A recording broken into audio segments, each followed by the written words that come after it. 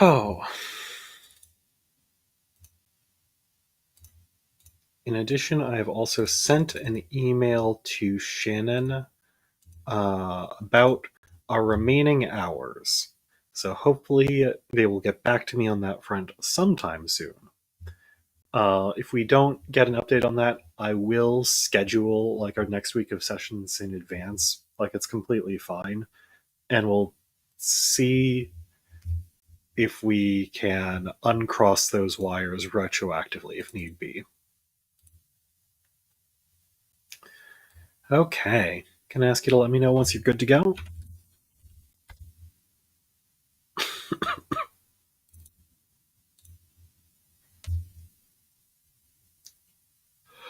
We were on reading module 2, question 14, which is, I believe, about mosquito repellents.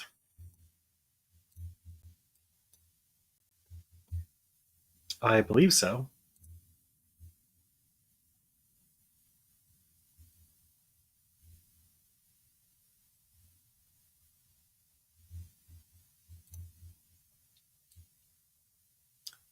Mhm.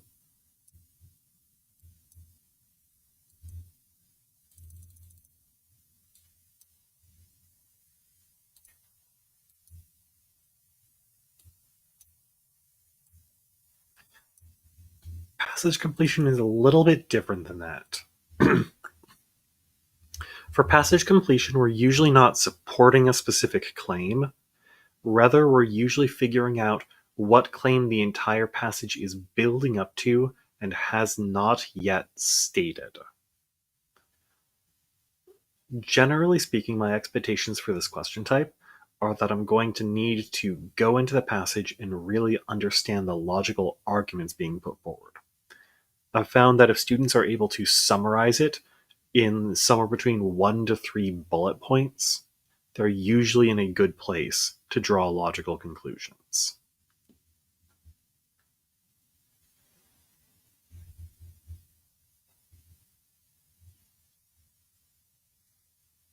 I will note you'll want to read through the passage fully before trying to summarize it, because understanding what is and is not important isn't something you can do until you've read through the full thing.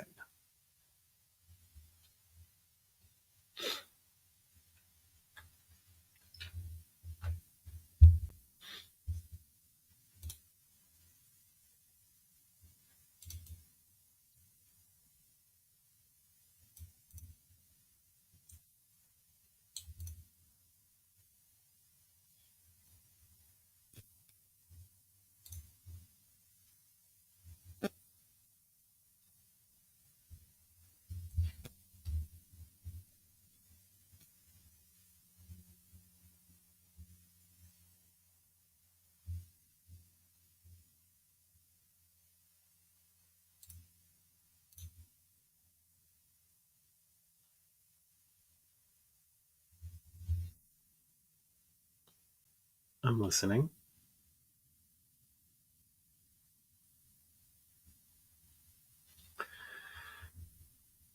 Okay. So, based off of that, let's take a look at the answer choices. We're trying to figure out what we should do when developing new repellents. We'll want to figure out if these are each reasonable conclusions.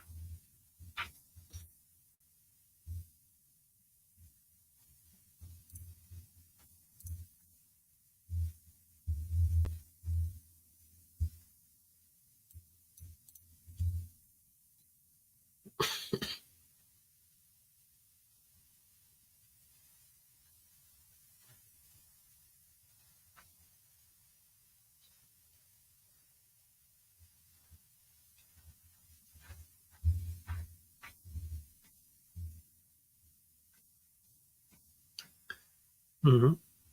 And A is indeed the correct answer here. I liked a lot of what I was hearing, um, where with how you broke down the passage, you were pretty cleanly and easily able to see like why the incorrect answer choices were not relevant to our interests. Um, Here, I would break down the bullet points something like this. Um, Insects develop resistance to specific odor receptors. They've found something that can repel mosquitoes by activating just one odor receptor. Therefore, it's most useful to try and target that one odor receptor because then there's less resistance that can build up. Absolutely phenomenal job. The thought process that I was hearing as you talked through these answer choices, very close to exactly what I wanted to see. All right. We've just got one other reading question remaining, which is question 27.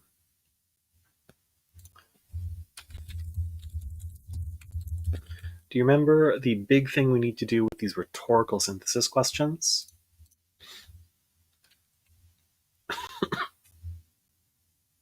That was in my notes. I could be incorrect.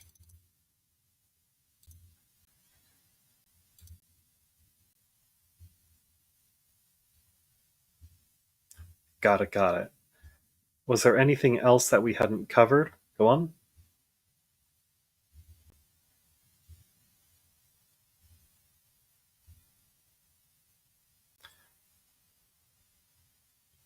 You're right. I'm actually checking back my old notes. I don't know when 27 got added. I can see 7/1/2025. Uh, we had up through 20, and then 2 days later, I had added question 27 for unknown reasons. I don't think that 27 is supposed to be in the cards. I think 14 was our last one. Because I believe we'd reviewed all of the other ones earlier. That we'd done all of the grammar questions earlier. All right, in that case, I believe we're into the math module too.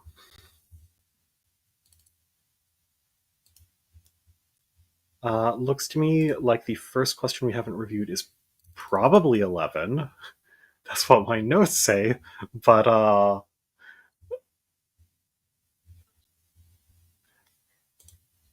yes, I believe we also did number 11. My goodness, my note taking was just sloppy on several axes here, huh? Because I remember covering 11 with you as well.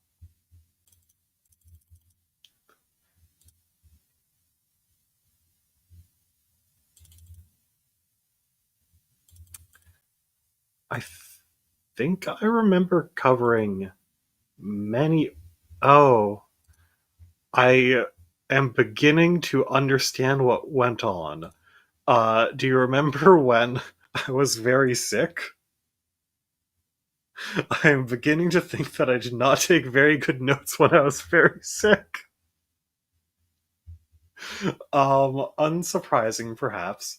But if we double check the questions that I have listed out here, I'm fairly certain that we've talked through question 18, if I remember correctly. We've done 19. I'm uncertain if we did 20 or not.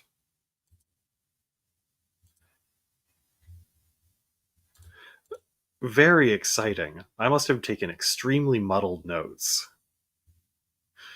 Oh my gosh, oh no.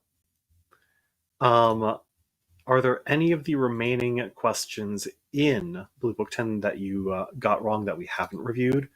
If we haven't talked about 21 and you got it wrong, I would like to review 21.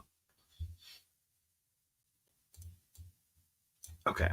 Lovely work, by the way. That's one that people have a lot of trouble with. Okay.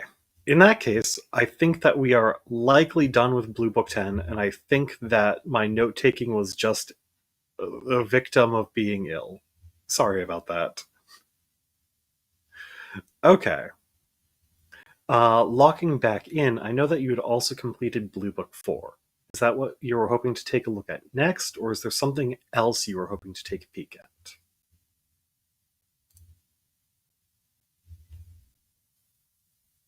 Sure. So you don't feel that there are specific question types that you'd like to grind out here and now instead, and you'd like to keep reviewing the Blue Book test instead? Okay, that sounds very reasonable. Do you mind if I take a list of the questions you got wrong in Blue Book 4? Um, uh, because maybe I have taken them down previously, but you know, I don't trust my COVID brain notes a lot, so I'd like to fact check them a little bit.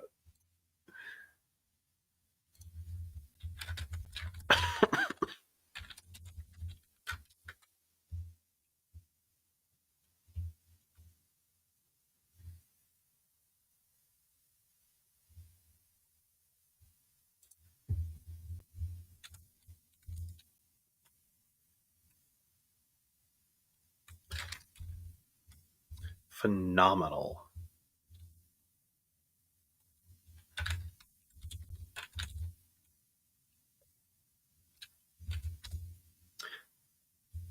These numbers are looking familiar. 13, 14, 27. I'm beginning to think that what happened was that I took notes and then ascribed them to Blue Book 10 when I was really muddled. That would make a lot of sense. Double checking, in Math Module 2, did you get 11, 18, 19, 20, 21, 22 incorrect? We've cracked the code. We have cracked the code. Okay. So this is Blue Book 4, not Blue Book. Okay. In that case, I think that we are in a position to polish off this Blue Book 4. I believe that we've already reviewed Blue Book, or question 5 and 13, Blue Book 4. And we are actually on to question 14 in Reading Module 2 in Blue Book 4. This is beginning to make a lot more sense. Thank you kindly for bearing with me. Okay. We've got ourselves a support question. This is a tricky support question. For this one, we will definitely want to figure out the claim we're trying to support.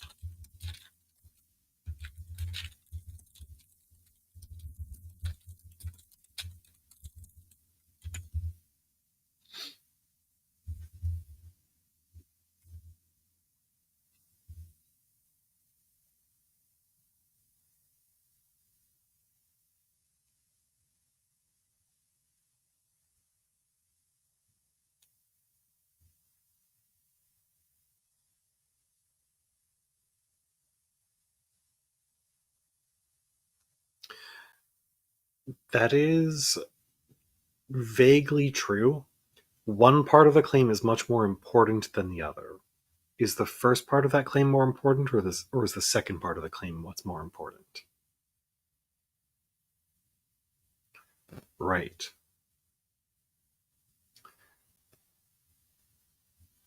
Absolutely correct. We can see that because of the phrasing, right? He sought to remedy this deficiency not by solely focusing on them, but by. So even though he is focusing on modern African artists, he is not like that's not the focal point of this claim. Now, often for support questions, the rest of the passage matters. Does the rest of the passage really matter for this one? No. We're just looking for something that supports this specific claim.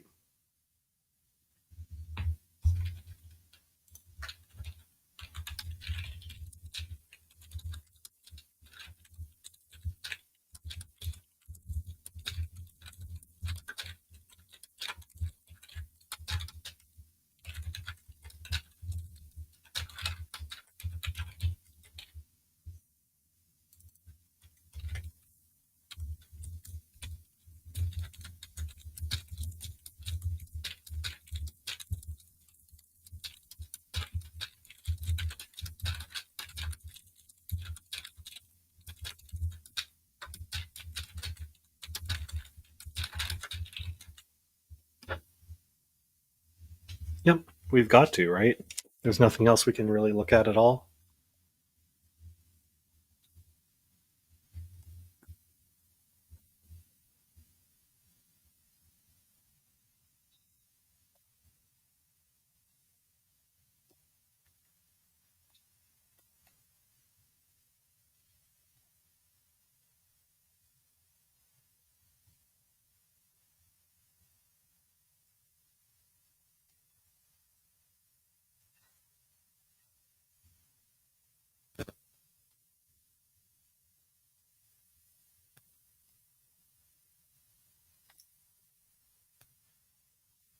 I'm listening.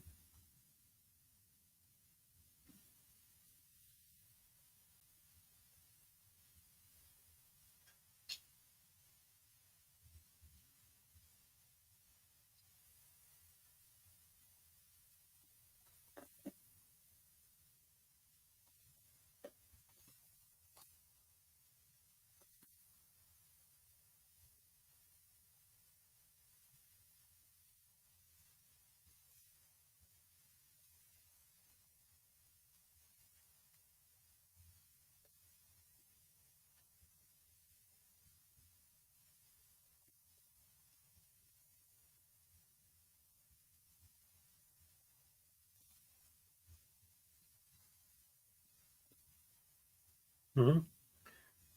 If you're uncertain of what it's saying, that's a reasonable decision.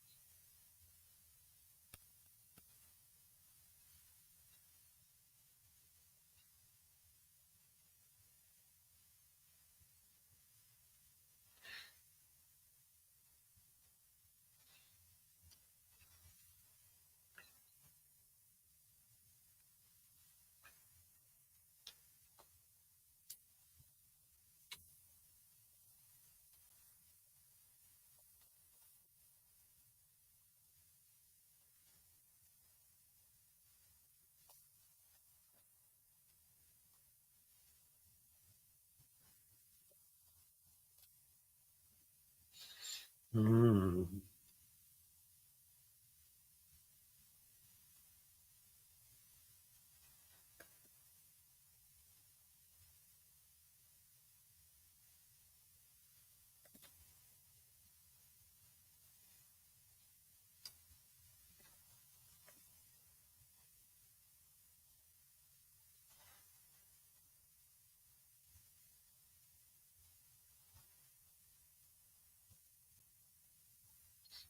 Hmm.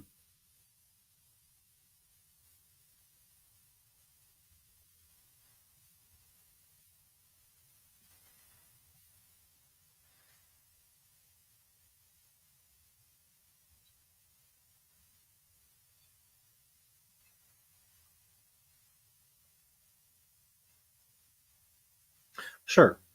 If you're doing something with limited time, that sort of decision is that reasonable? Well, let's think about it this way. If you don't understand B, let's take a careful look at C and see if we can form an understanding of C.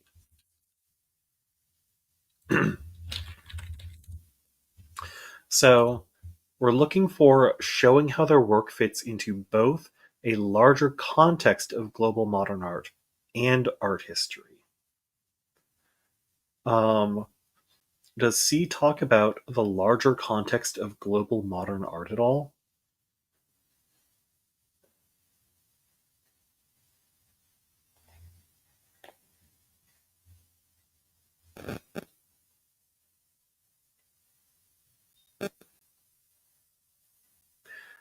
Well, I do want to know. Modern art often starts around the 1900s. Um, but whether or not it's about whether or not it's about modern art, is this talking about the context of global modern art?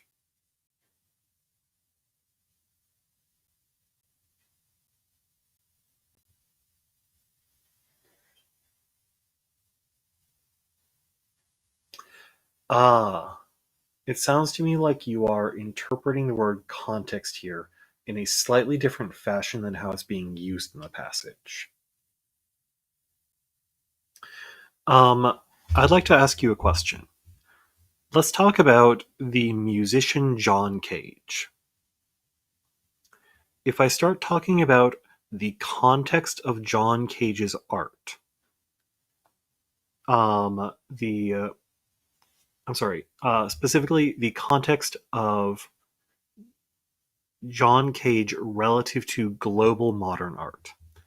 Am I talking about real world events that are occurring at the time, or am I talking about other significant musicians and their music at the time that John Cage was composing?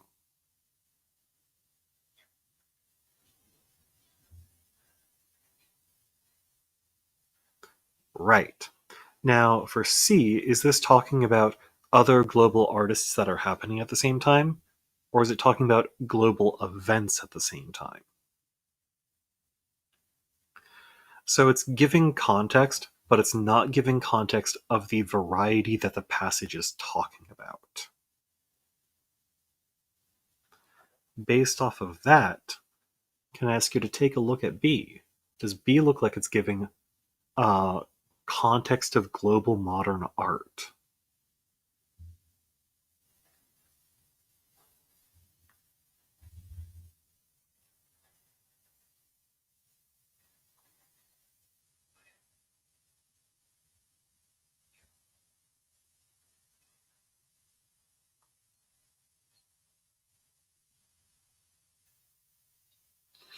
Mm-hmm.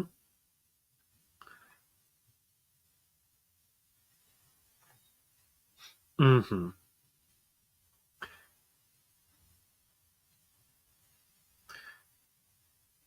Between B and C, which one is currently looking stronger to you?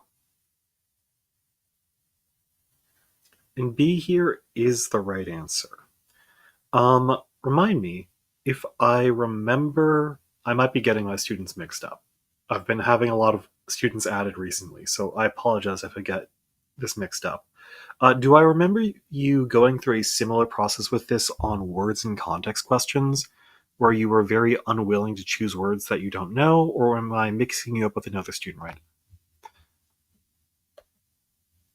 We might be seeing a similar trend here where when you are faced with an answer choice that you do not understand, you default towards never picking that answer choice, even if the best answer choice that you're able to identify is not very good. You might want to be aware of that tendency because we always want to make the best decisions that are available to us at any given point in time. And if you don't understand an answer choice, then that decision is going to hinge on the answer choices that you do understand.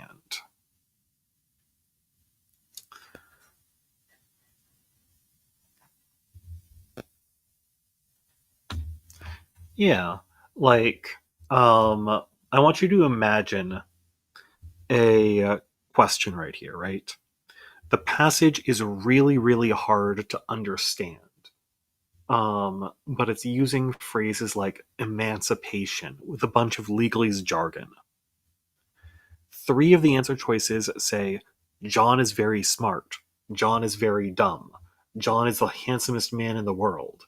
And the fourth answer choice says something that you've no idea what it's saying, and it's just intensely complicated legalese jargon.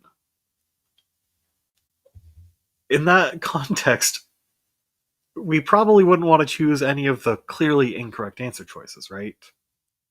So even if we didn't understand the final answer choice, we could be fairly confident that it is still the best answer choice. Now, that's an extreme example, but setups like that do occasionally show up on the SAT, where the passage is very challenging and the right answer is very challenging, but there are three incorrect answers that are very blatantly incorrect. And if you're paying close attention to that, if you're making full use of that information, then the question might still be easy as a whole.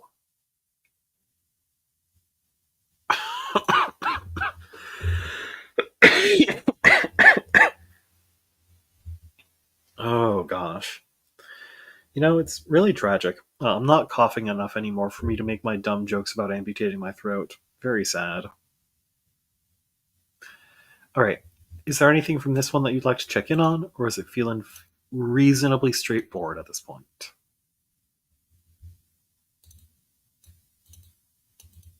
Mhm.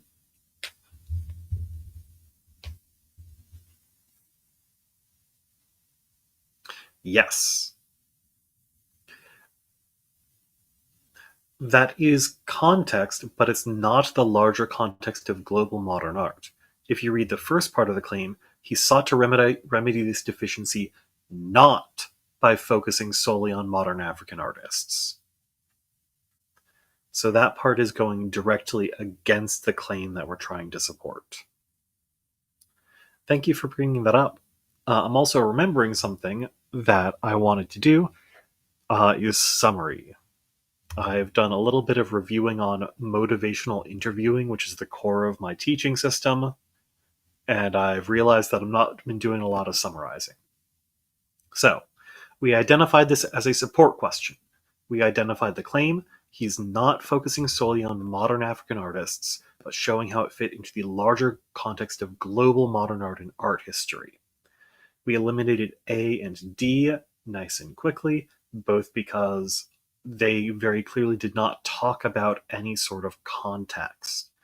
B and C did both talk about some sort of context, but B talked about global context, and C both countermanded our claim by focusing on exclusively African artists and by showing off historical context rather than modern art context. Okay, then we're on to question 27, which is indeed rhetorical synthesis.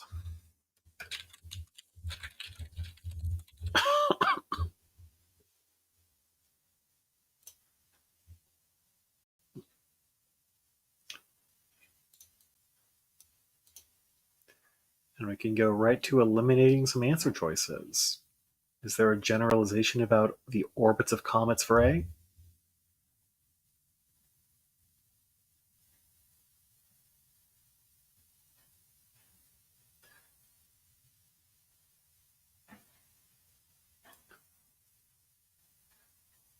And then does it support the generalization?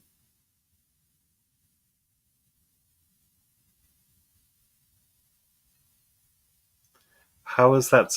Isn't that the generalization?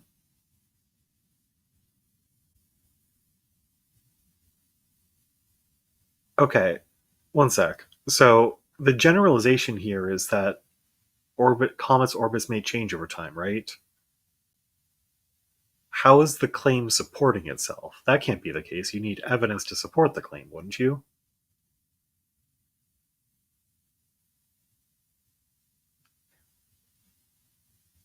Yeah. A includes a generalization, but A does not include support for the generalization.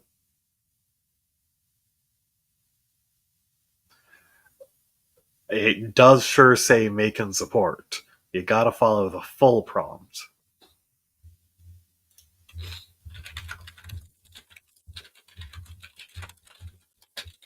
Mhm.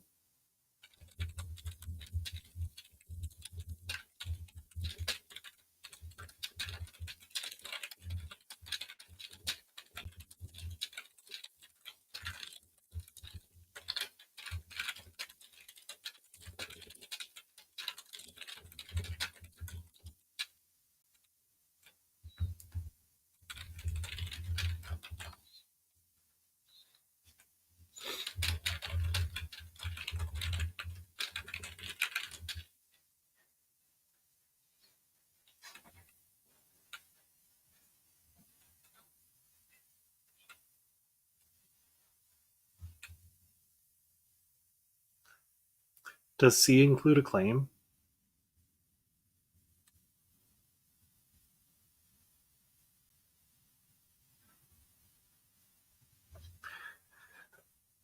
Let me clarify the question I was attempting to ask. Does C include a generalization?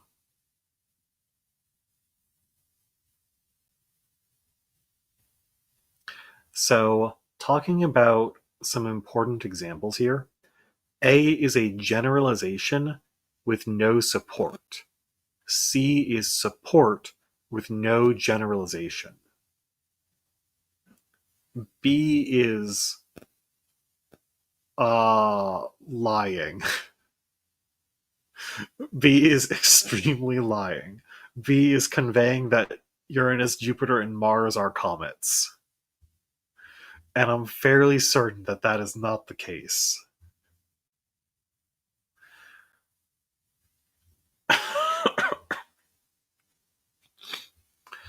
Okay, so this one does look like it was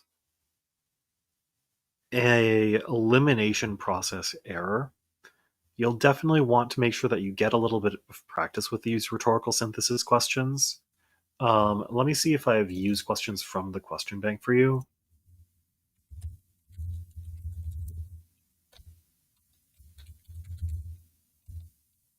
Oh, wow, wait, is this just the first rhetorical synthesis question we've gotten wrong? I did a control F on our entire document together, and rhetorical synthesis just hasn't shown up at all. Wow, you've been doing real good on this question type, man.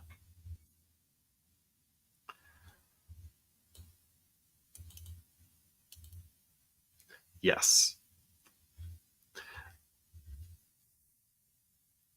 Yeah, they are quite straightforward. Um, I was going to say that talking it here or talking it through here and now, our elimination for this one was a little bit fuzzy, where you can get a little bit more specificity. I think that you'd probably benefit from going through like the medium set and just classifying exactly what is incorrect about each of the answer choices, talking about them like we were right here. This one is a claim and not support. This one is support and not a claim, etc., etc., etc. I'm going to upload that set in the files pod, as well as with its answer key. Um, these are questions that, as you've noticed, like once you're used to them, they tend to be very, very easy. Don't feel like you've got to do the full set of 38. You can get away with many fewer than all of those 38. Um, I'd like you to be a little bit more warmed up on them, but I think you're currently in a pretty good spot.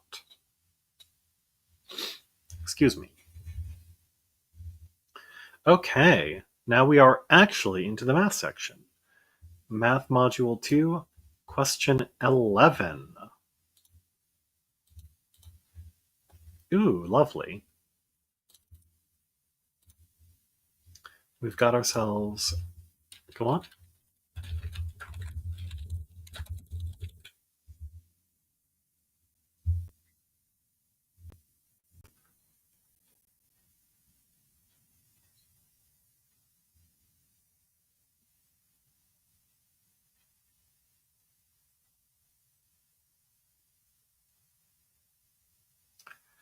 there's a way to get the equation of a line that passes through 2 points.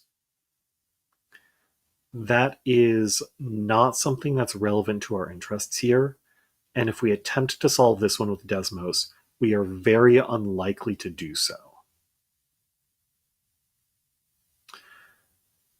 Desmos, one thing that Desmos is not very good with is fractions, because it gives you results in decimals. And we're dealing with some pretty intense fractions here. We are going to be doing this one by hand. Is it okay if I talk about the basic concept behind this first? It's related to some stuff that we've talked about before. Do you remember what makes a system of equations have no solutions?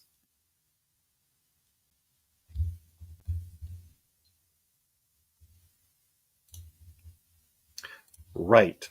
The same thing works for one variable equations. If all of the variables cancel out and you're left with a false statement, that means that we have no solutions.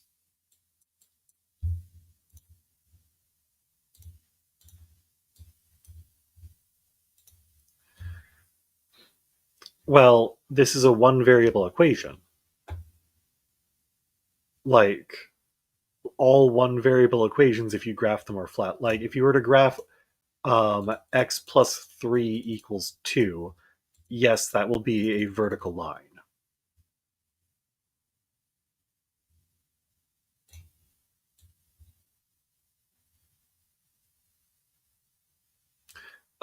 They're telling us that this equation has no solution. We're trying to figure out what k must be to make it have no solution.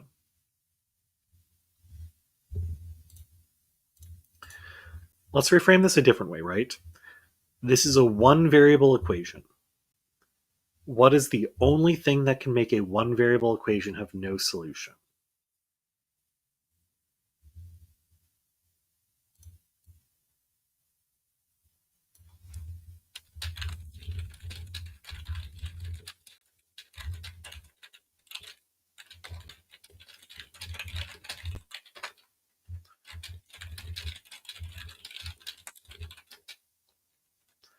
We just covered it. Go on. Is the thing we just talked about. If all of the variables cancel out, we have no solution. Can I ask you to take a look at the example problem that I set up on Adobe? In order for all of the x's to cancel out, what had to be true about this equation?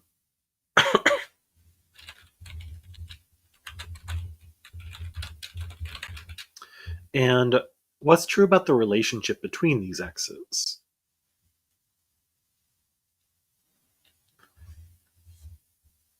Like, if I said x equals 2x plus 1, would this one have no solutions?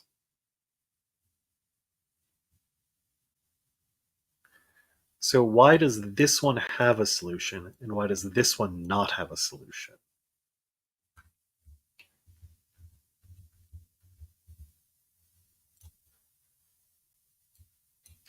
Coefficient? Right. If you have the same amount of x on both sides of the equation, there's no solution, or there are infinitely many solutions.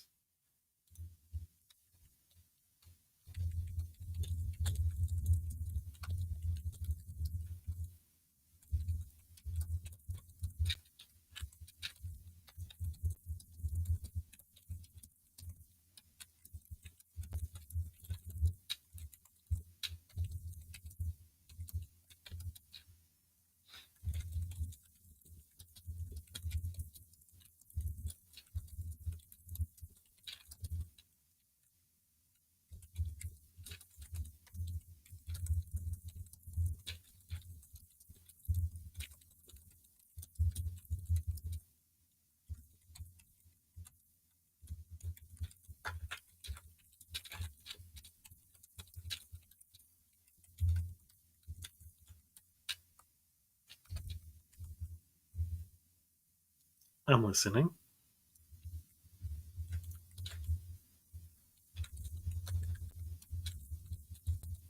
I'm listening.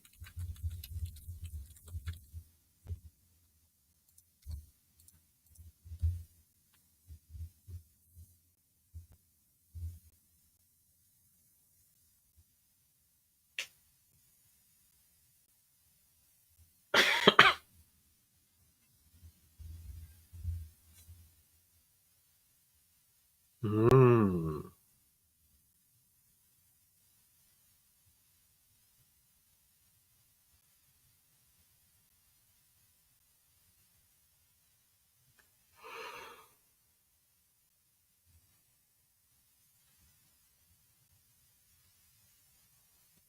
Did I hear that k equals?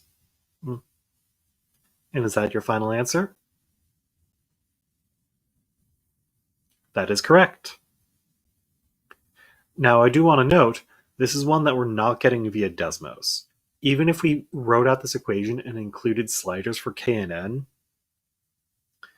we wouldn't get to k being negative 14 over 15 because even if you put in a slider, you're never going to wind up with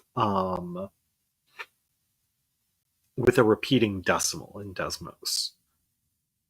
Like it'll slide you over in increments of like 0.1 or 0.01. It is impossible to slide it this precisely. If you were to graph this out in Desmos and theoretically got to um, negative 14 over 15 for your k value, that would actually just make the entire graph disappear. It would go from there being a vertical line displayed to there being nothing displayed.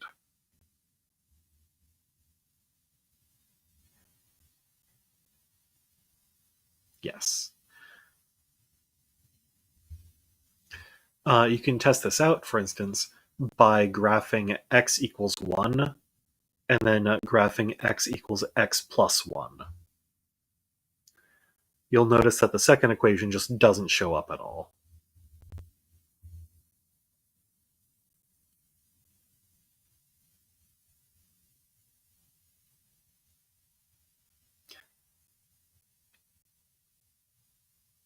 Absolutely correct, yes. Lovely. Love seeing those gears turn. Okay. 18. Ochoteen. Okay. We've got some nonlinear functions and also function transformations.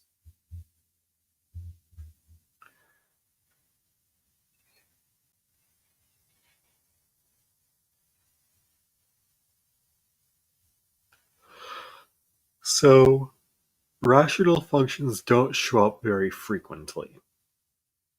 Do you know what this graph is signaling to us about this rational function?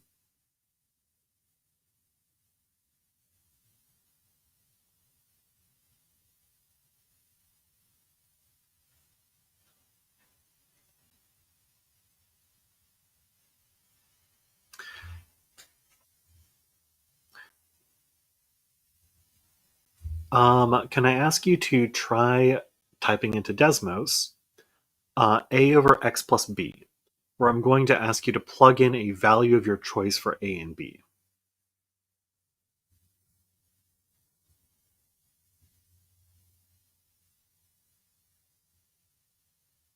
Sure. And when you take a look at this graph, does it look like it's got this curve at around where we're seeing in the graph right here?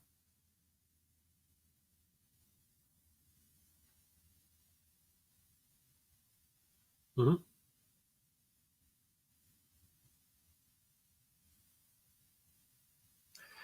And then does it look like it's the a value that's doing that or the b value that's doing that? Try plugging in different values for a and b to see how each of those change the graph.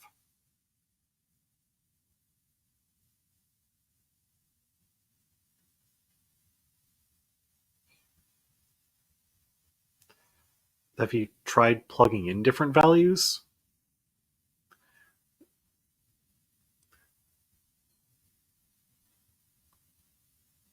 Right. And A is our vertical dilation. Yes. Oh, well, now we've refreshed. Well, for the graph we've been shown, where does it look like we have a vertical asymptote? So B must have a value of, double check that by plotting it in your graph. If you have x minus 4 in the denominator, does that give you a vertical asymptote at negative 4? Hmm. We're going to talk about why that's the case immediately after this. Okay, then finally they're telling us that g of x equals f of x plus 4. Can you tell me which of the answer choices could be g of x?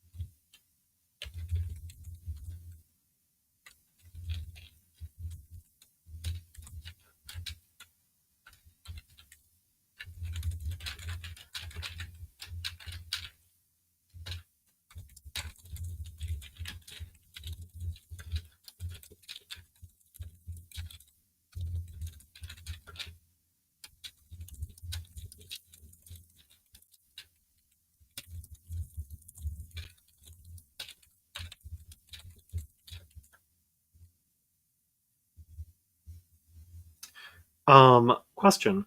What does it mean, or what does f of x plus 4 mean? What do you do to change f of x into f of x plus 4?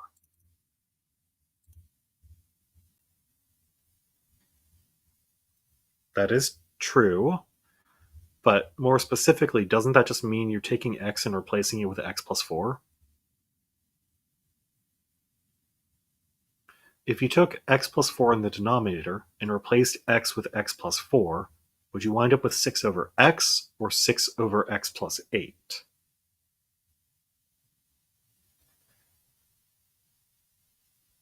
So the correct answer should be. So something that you're getting confused about is uh, a little bit weird to me there, where you know that this is shifting left by 4, but you're then saying, oh, well, we're going left, that's the negative direction, it must be minus 4. That's getting gummed up in your mind really frequently right now. We're probably going to spend our last few minutes on making that a little bit clearer. First, let's refresh how this is all related to function transformations. Here's y equals f of x. How would you shift this right by h? What about plus k?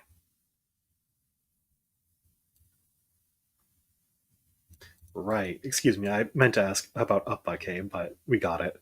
What if we wanted to an a times a vertical stretch?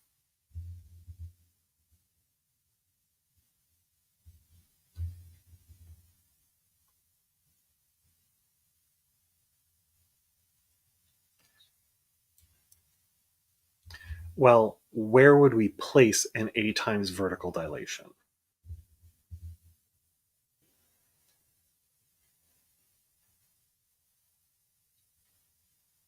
Right before f. And a b times horizontal dilation would be on the inside over here. So let's note some things first real fast. We've moved right by h, we're wider by b times, up by k, we're taller by a times. Everything related to x is on the inside of the parentheses, everything related to y is on the outside of the parentheses, and they're all opposites of each other. Some of the area where you're getting confused is you're saying, oh, well, I know with k, like plus means up and minus means down, and your brain is trying to force it to work that way for x as well when it works the opposite way there. Something that might help you understand why this works out is like this feels really frustratingly inconsistent, right? Like, why are these opposites? What if I were to tell you that they actually aren't opposites?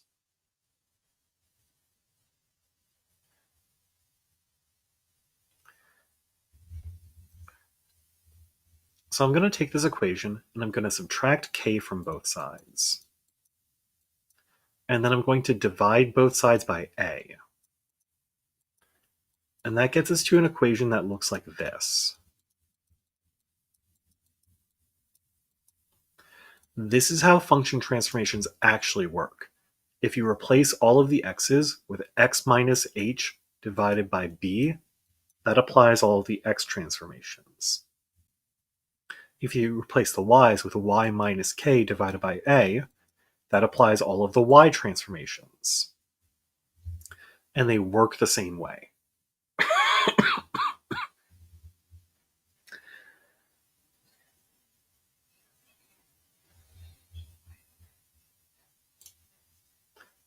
Right.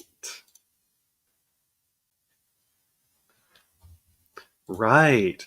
And the one equation that has x and y on the same side, circles, they're normally x squared plus y squared equals the radius squared. But if you want the center to be at hk, you'll have x minus h like usual, and y minus k, because the k sticks with the y and doesn't get flipped to the other side of the equation. Yeah, it's actually all consistent.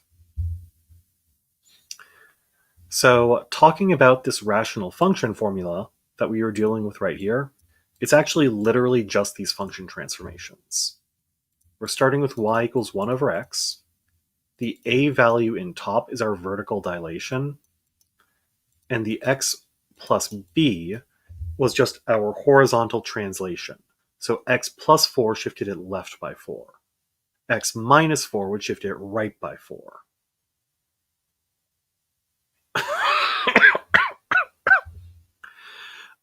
Are you the sort of student who wants to understand a little bit more visually why these function transformations work like this, like y minus h moves it right by h?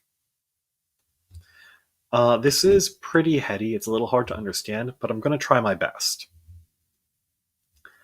Let's consider y equals x minus 1 squared. Well, what happens if you plug x equals 1 in here?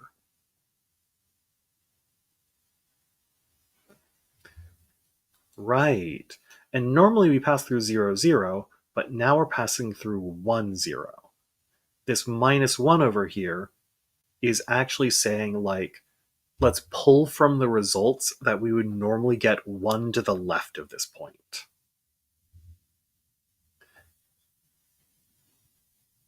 Right.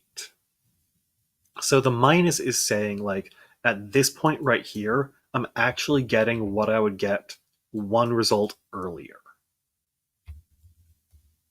And functionally what that does is shift it right. If we were to have plus 1, then we'd be saying we're pulling on the results of what we would get if we were 1 further in the other direction, if we were 1 further right. And because of that, it shifts the function left. So the disconnect here is just that shifting a function in a direction is the opposite of what the minus h and plus h actually do, which is telling us, like, we're pulling from the results in this direction.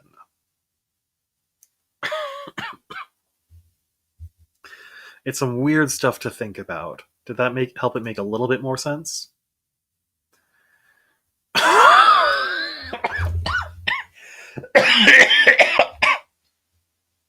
Oh my gosh. Oh my gosh, I am also on cough drops at the moment, so that's not super inspiring. Okay.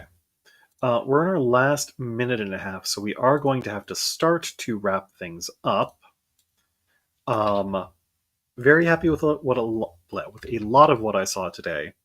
Um, the rhetorical synthesis, I definitely want us to get a little bit more practice with. The one variable equations, I think we're going to get through fairly quickly. I do want to note that these function transformations are like every function that shows up on the test. Like point, slope form, vertex form, they're literally just all this equation over and over again. If you can get this down, you've got everything down. For most of what we're doing before our next class, I'm going to want to make sure that you are keeping up on the prep scholar side of things. I still think that that is the best choice for a lot of the things that you're doing, but I do also want to make sure that you just warm up a small amount on these rhetorical synthesis problems. Next time we'll finish polishing off this math section. Anything else you need to check in on before we wrap things up today? Okay.